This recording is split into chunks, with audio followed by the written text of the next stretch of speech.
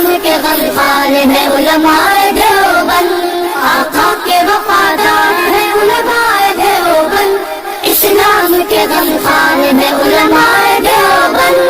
اللہ کے محبوب کے اور دین مبی کے، اللہ کے محبوب کے اور دین مبی کے حقدار و علمدار ہیں علماء دیوبند، اسلام کے غمخوار ہیں علماء دیوبند، آقا کے وفادار ہیں۔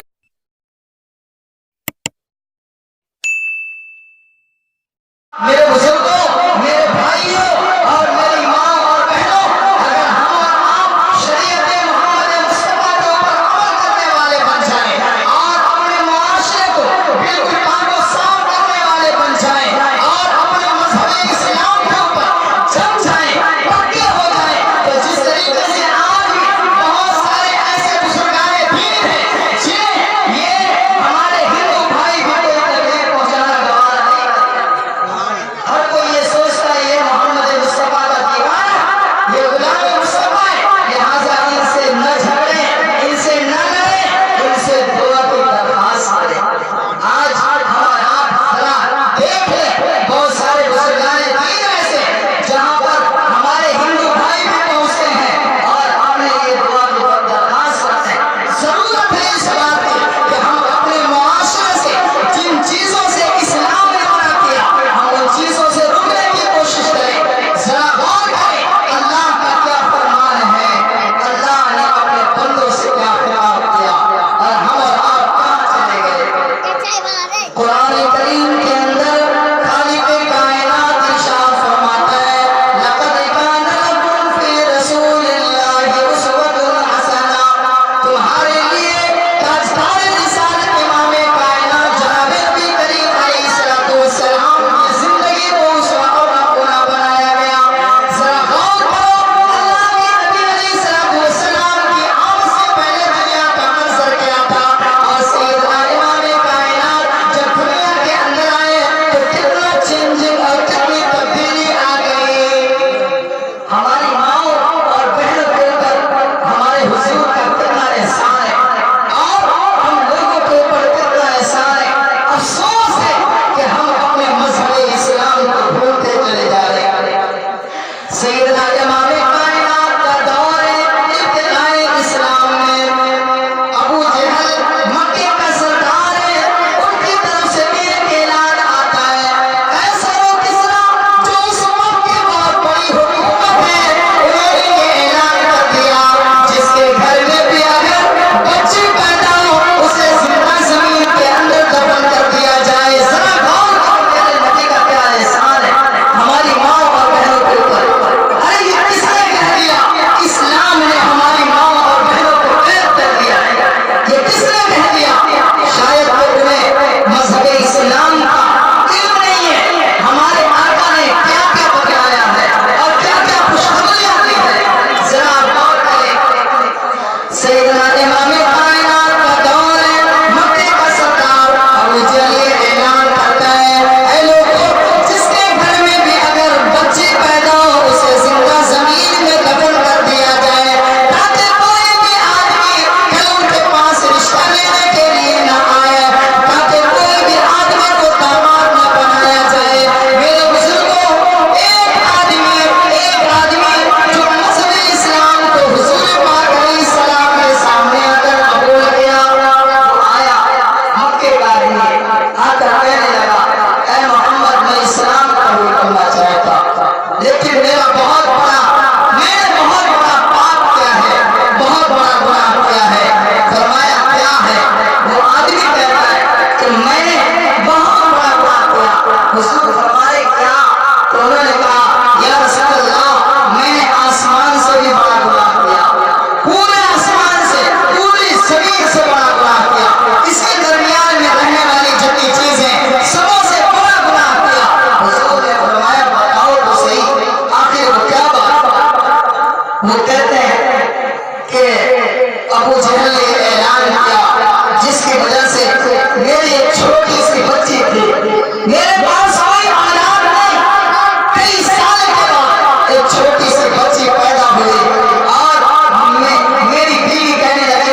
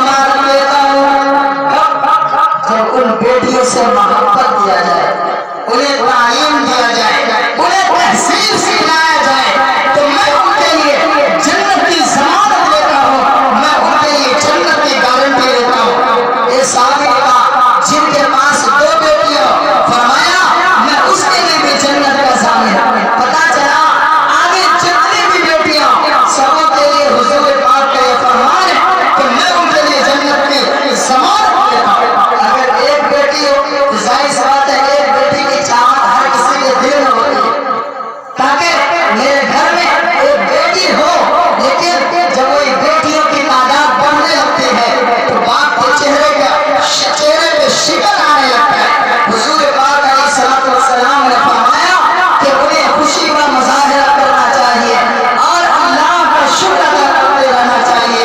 لیکن آج جو ہمارا معاشرہ گندا ہوتا جا رہا ہے، ہمارے معاشرے کو ہمارے سارے افراد کو چاہیے اپنے معاشرے کو پاک و صاف کریں.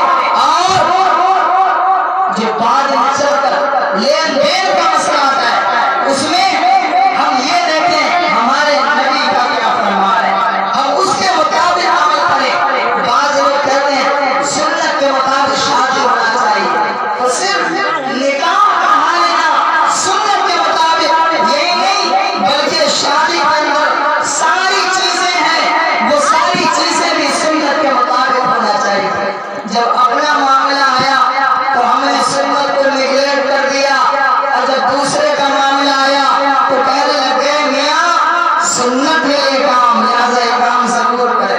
میرے بزرگوں، ہمیں یہ چاہیے کہ ہم ہر چیز کے اندر سنت کا پاس و لحاظ رکھا کریں. تو میں آپ کے سامنے یہ کہہ رہا تھا، ہمارے حضور کی آمد سے پہلے دنیا کا منظر کیا تھا اور آقا اللہ کے نبی نے کیا فرمایا، یہ تو آپ کو پتا چل گیا. یہی بات نہیں بلکہ بہت ساری باتیں ہیں. مثال کے طور پر حضور پاک کے پاس کتنی بیٹیاں؟ 4 بیٹیاں، اور اللہ کے نبی نے چاروں بیٹیوں سے کتنی محبتیں کی. یہاں تک کہ جب آخری بیٹی حضرت سیدہ فاطمہ الزہرا باقی رہتی ہے، روایت کے اندر آتا ہے اللہ کے نبی مدنی کریم تاجدار رسالت جناب محمد رسول اللہ صلی اللہ علیہ وسلم کے بارے میں آتا، پیغمبر اسلام علیہ السلام جب بھی کسی غزوے میں جایا کرتے تو سارے رشتہ داروں سے مل لیا کرتے اور اخیر میں اپنی بیٹی حضرت سیدہ فاطمہ الزہرا کے گھر پر جاتے اخیر میں اور اس سے مل لیتے، پھر آگے جاتے اور وہاں سے واپس آتے تو سب سے پہلے حضرت سیدہ فاطمہ الزہرا کے گھر پر دستک دیتے. تو میرے بزرگوں، اس سے پتہ چلا حضور پاک علیہ السلام نے اپنی بیٹی سے کتنی محبت کی. ایک روایت میں آتا ہے تاجدار رسالت امام کائنات جناب نبی کریم علیہ السلام کے مجمع میں صحابہ کرام بیٹھے ہیں. صحابہ کرام کی جھرمٹ میں حضور پاک علیہ السلام تشریف فرما. اللہ کے نبی علیہ السلام نے فرمایا اے لوگوں بتاؤ تم میں سب سے عورتوں میں سب سے بہتر عورت کون ہے؟ سب سے بہتر عورت کون ہے؟ وہاں پر حضرت علی مرتضیٰ بیٹھے ہوئے، سارے صحابی کوئی کچھ کہہ رہے ہیں کوئی کچھ کہہ رہے ہیں. حضرت علی وہاں سے اٹھے اور فوراً حضرت علی مرتضیٰ اپنی بیوی حضرت فاطمہ الزہرا کے پاس پہنچتے ہیں اور پوچھتے ہیں کہ ذرا بتائیے پیغمبر کے سامنے اللہ کے نبی نے یہ فرمایا ہے سب سے بہتر عورت کون ہے؟ اس کا جواب کسی نے کچھ دیا کسی نے کچھ دیا. آپ ذرا ارشاد فرمائے